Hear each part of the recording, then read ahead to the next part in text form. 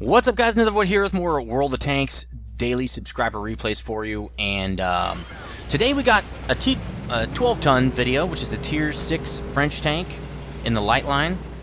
And I know a lot of people have said, look, I don't really want to see these low-tier replays, but, you know, I watch every replay that comes in. And I pick the replays that I think are good and entertaining. And I have not received a lot of higher-tier good games. So if you have a lot of high-tier tanks and you have lots of good replays, send them in, please, because it seems like most of the good replays I get are from lower-tier tanks.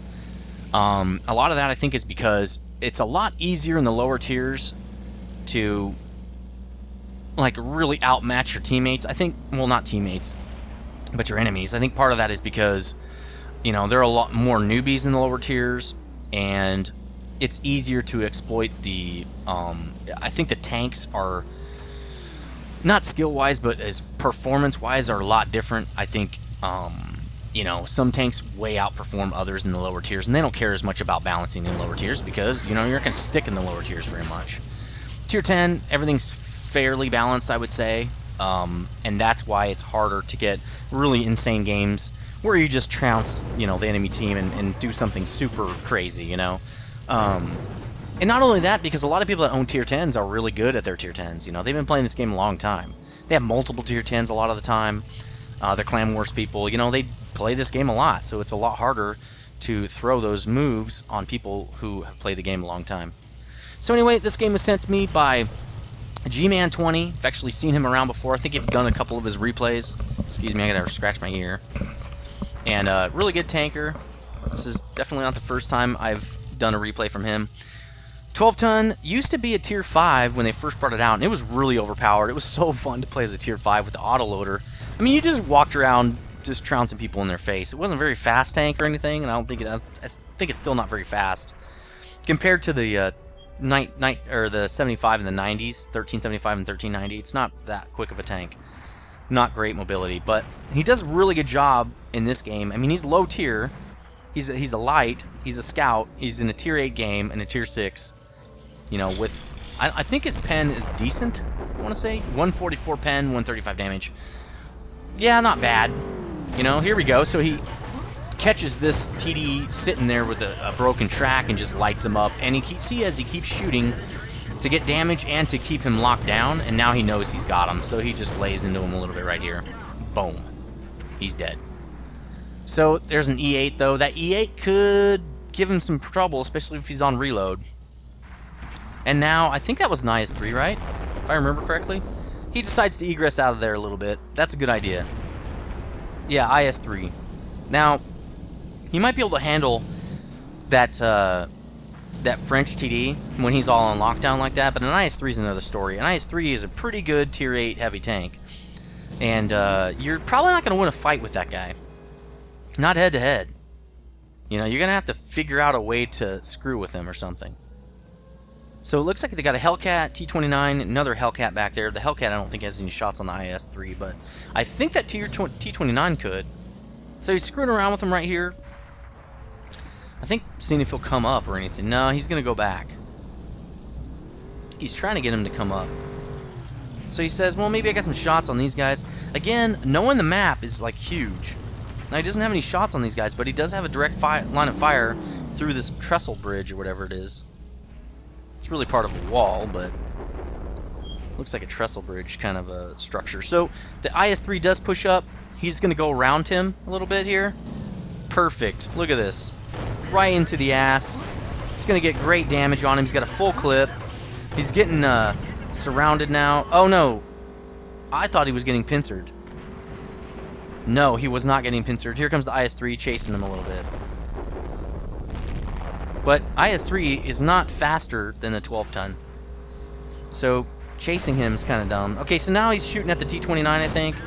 Again, not paying attention to the proper threat here. But I think, yeah, G-Man is out of rounds here. He's on reload now. So he does get out of there, but he almost gets killed. Oh, and what does he find? A SU-152 sleeping at the wheel. Sweet. I'm almost done reloading. You're about to get trounced, dude. You're about to get owned. So he... now he's getting pincered. Oh, he backs up pretty good, but he dies. Nice teamwork there to take out that SU-152. And here comes the IS-3. Boom! I don't know what this guy's thinking. He's just like rushing in there. Does not even see G-Man. Did he even know he was there? G-Man locks him down and kills him. Great moves here by G-Man. Now, some of that was the enemy team being stupid, but G-Man did a really good job keeping people locked down, egressing when he lost his advantage. He did take a beating for it a little bit by the IS-3, but the IS-3 really dumb, letting G-Man pretty much do whatever he wants here. You can do a lot of damage in tanks that people underrate, and the 12-ton is fairly underrated. If you let the 12-ton get in the backcountry and stuff, you're gonna get lit up, dude. And T-150 side turret, it's not reloaded. Oh, he's reloaded now. Take the shot, bro.